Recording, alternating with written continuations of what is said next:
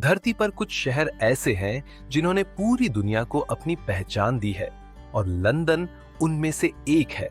ये सिर्फ एक शहर नहीं बल्कि इतिहास के पन्नों में दर्ज एक ऐसी विरासत है जिसने युगों युगों तक दुनिया को प्रेरित किया है।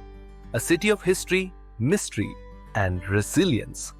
इसकी गलियों में गूंजते हैं राजघरानों के कदमों की आहट, इसके पुलों के नीचे बहती है समय की गवाही देती थीम्स नदी और इसकी हवाओं में बसी हैं अनगिनत कहानियां, कुछ जानी पहचानी तो कुछ आज भी रहस्यों में लिपटी हुई। आज हम आपको इस शहर के उन छिपे हुए राजों से रूबरू कराएंगे जो सदियों से समय की धूल में दबे हुए हैं। वो कहानियां जो कभी साजिशों की गूंज में खो गईं, वो जगह जहां कभी इतिहास ने करवट ली थी और वो लोग जिनके फैसलों ने दुनिया की दिशा बदल दी। एवरीवन, मेरा नाम अभिषेक है और स्वागत है आप सबका मेरे चैनल पर। आज की शुरुआत होगी लंदन के फैसिनेटिंग इतिहास से, कैसे एक छोटा सा रोमन आउटपोस्ट दुनिया के सबसे पावरफुल सिटीज में से एक बन गया। आज का वीडियो 6 चैप्टर्स में होने वाला है। Chapter 1, the birth of London. Chapter 2, the Roman empire's influence. Chapter 3, London in the medieval era. Chapter 4, the age of exploration and pirates of London. Chapter 5, London in wars. Chapter 6, the future of London.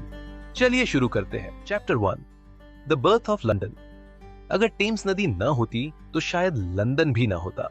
इस नदी के किनारे हजारों सालों से लोग बसे हैं, व्यापार फला फूला और सभ्यताएं पनपी। लेकिन लंदन शहर की असली शुरुआत कब और कैसे हुई? क्या यह किसी नियति का परिणाम था या फिर एक संयोग जिसने इसे दुनिया के सबसे प्रेस्टिजियस सिटीज में शामिल कर दिया? आइए इतिहास के उन पन्नों को पलटते हैं जिन्हें समय ने धुंधला कर दिया था। आर्कियोलॉजिस्ट की माने तो लंदन की नींव पहली सदी में पड़ी।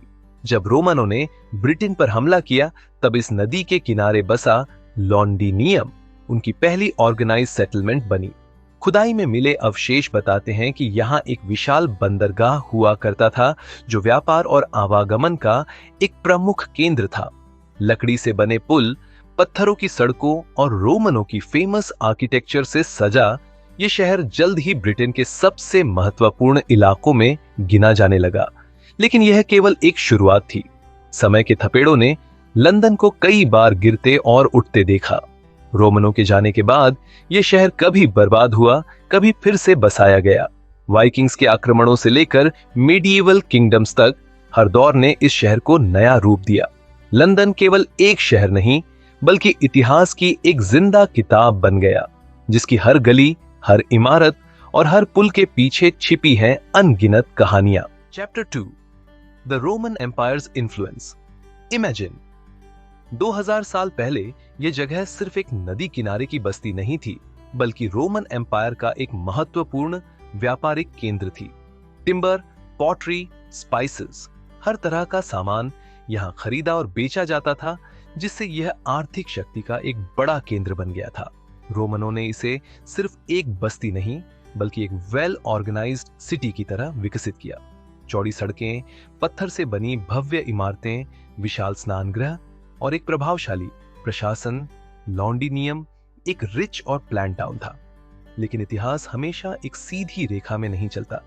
यह शहर जितनी तेजी से फला फूला उतनी ही जल्दी इसे अराजकता ने घेर लिया। 5वीं सदी में जब रोमन साम्राज्य कमजोर पड़ने लगा तब बाहरी आक्रमणकारियों ने इस शहर पर नजरें गड़ा ली। सैक्सन्स और वाइकिंग्स ने इसे बार बार लूटा, जलाया और फिर से अपने तरीके से बसाया। लंदन तबाह हो गया था, उसकी भव्यता खंडहरों में बदल गई थी, लेकिन यह पूरी तरह खत्म नहीं हुआ।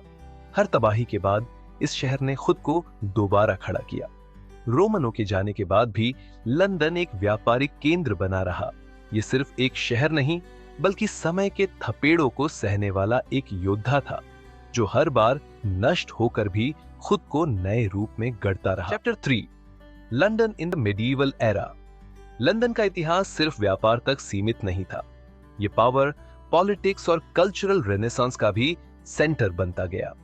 11वीं शताब्दी में जब नॉर्मन्स ने इंग्लैंड पर कब्जा किया तब लंदन ने एक नए युग में प्रवेश किया।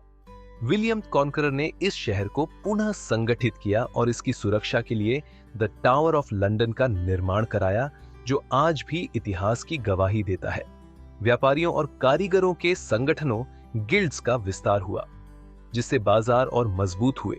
ये वही दौर था जब लंदन एक बस्टलिंग मेडिएवल सिटी के रूप में आकार लेने लगा, जहां संकरी गलियों में व्यापारियों की आवाजें गूंजती थीं और चौक चौराहों पर चर्च और महल अपनी भव्यता बिखेरते थे। लेकिन हर उन्नति के साथ कुछ चुनौतियां भी आती हैं। 1347 में यूरोप की सबसे भयावह महामारियों में से एक द ब्लैक डेथ लंदन पहुंची। इस प्लेग ने शहर की 1/3 आबादी को निगल लिया। सड़कें वीरान हो गईं, घर खाली होने लगे और अर्थव्यवस्था चरमरा गई। लंदन घुटनों पर आ गया, लेकिन इसकी कहानी यहीं खत्म नहीं हुई। धीरे धीरे व्यापारियों, शासकों और नागरिकों की कोशिशों से यह शहर फिर से खड़ा हुआ। ये वही लंदन था जो हर आपदा के बाद पहले से ज्यादा मजबूत होकर उभरा। ये सिर्फ एक शहर नहीं, बल्कि एक जीवंत इतिहास था जिसने समय की हर परीक्षा को पार किया। Chapter 4, the age of exploration and pirates of London.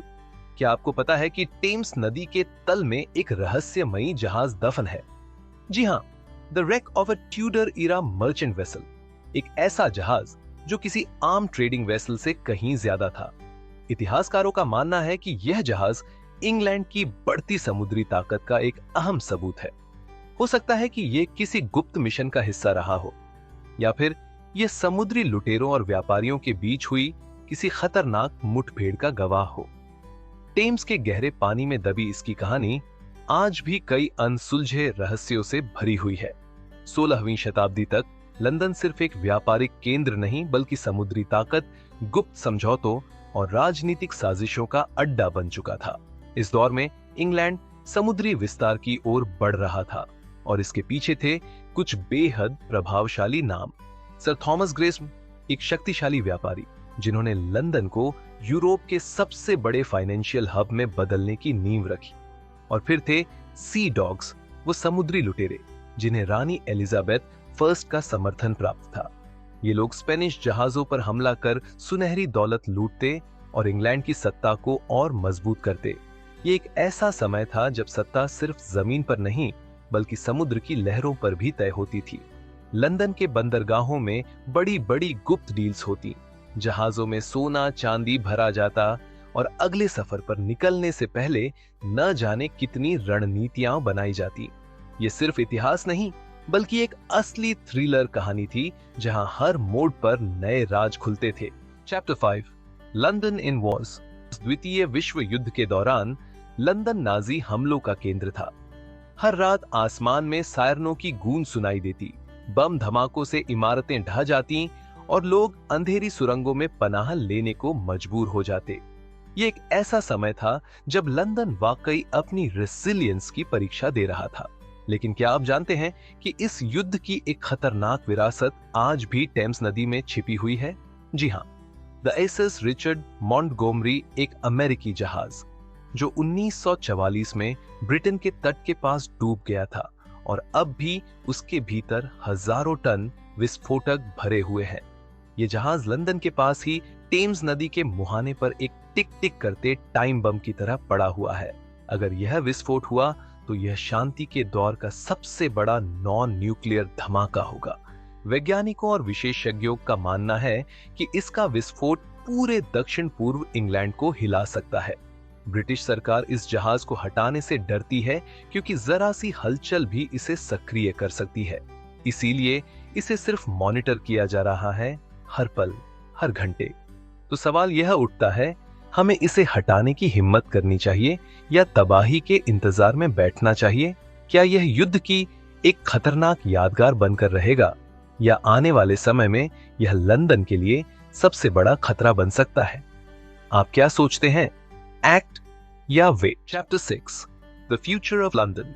London सिर्फ एक शहर नहीं, बल्कि इतिहास का एक जिंदा दस्तावेज है। इसकी हर ईंट, हर गली और टेम्स नदी की हर लहर अपने भीतर सदियों पुरानी कहानियां समेटे हुए है। यहाँ रोमनों का साम्राज्य फला फूला, यहाँ समुद्री लुटेरों की साजिशें रची गईं और यहाँ युद्धों की विनाश लीला भी देखी गई। लेकिन हर तबाही के बाद यह शहर फिर उठ खड़ा हुआ, पहले से ज्यादा मजबूत, पहले से ज्यादा गौरवशाली। लंदन हमेशा जिंदा रहा है और हमेशा जिंदा रहेगा।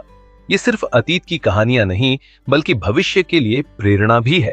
एक ऐसा शहर जो समय की हर परीक्षा में खरा उतरा है और जिसका हर कोना एक नई कहानी कहता है। आपको यह इतिहास यात्रा पसंद आई हो तो वीडियो को लाइक करें, शेयर करें और चैनल को सब्सक्राइब करना न भूलें।